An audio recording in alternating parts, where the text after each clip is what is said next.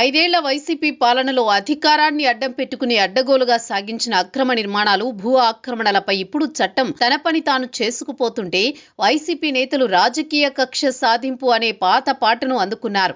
మాజీ మంత్రి అంబటి తన ఫామ్ హౌస్ లో నిబంధనలకు విరుద్ధంగా లగ్జరీ ఇల్లు, స్విమ్మింగ్ పూల్ నిర్మించుకున్నారనే ఆరోపణలపై అధికారులు సర్వేకు నోటీసులు ఇస్తే ఆయన మీడియా ముందుకొచ్చిన నానారచ్చా చేయడం ఇప్పుడు చర్చనీయాంశంగా మారింది.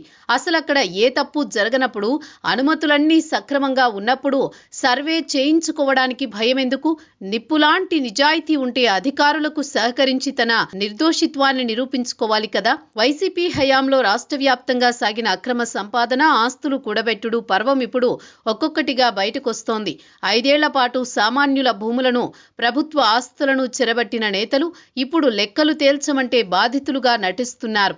అంబటి లాంటి నేతలు నోటీసులను ఎదుర్కోలేక మీడియా ముందు గంతులు వేయడం వెనుక ఉన్న అసలు ఉద్దేశం ప్రజల్లో సానుభూతి పొందడం, విచారణను అడ్డుకోవడమే.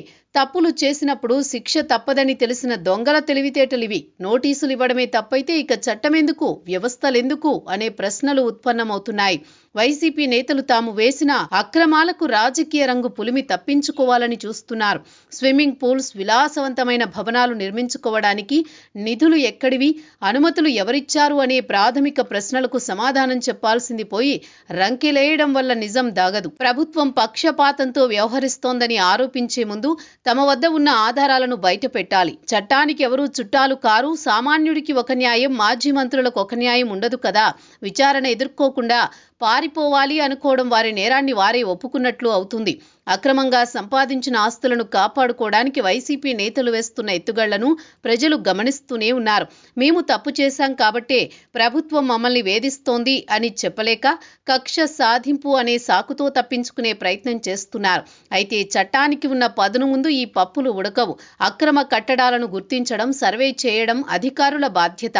దానికి అడ్డుపడడం అంటే రాజ్యాంగ వ్యవస్థలను ధిక్కరించడమే. చేసిన తప్పులకు సంజాయిషి ఇచ్చుకోలేక ఇలాంటి డ్రామాలకు తెరలేపడం వైసీపీ నేతల దివాలాకోరుతనానికి పరాకాష్ఠ.